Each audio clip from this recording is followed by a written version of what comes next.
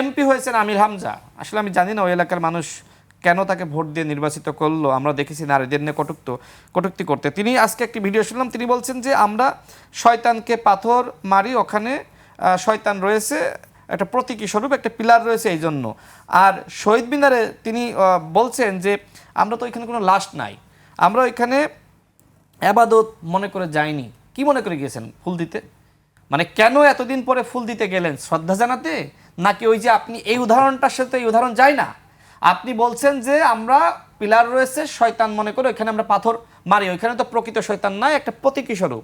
তাহলে আপনি এই উদাহরণের সাথে এই উদাহরণটা যে মিলাইলেন, শহীদ মিনারে যাচ্ছেন বা আপনি স্মৃতিসৌধে যাচ্ছেন, সেখানে ফুল দিতে, আবার বলছেন যে সেখানে তো আসলে প্রকৃত লাশ বা অন্য কেউ মানে এরকম কোনো কবর নাই, তাহলে এখানে কেন যাচ্ছেন? এই ফুল দিয়ে কি শ্রদ্ধা জানাতে যাচ্ছেন নাকি অশ্রদ্ধা জানাতে যাচ্ছেন? মানে এদের এমপির এমন হয়েছে কোন উদাহরণের সাথে কোনটা দিলে যায় আর কোনটা যায় না, এরা এটাই বোঝে না।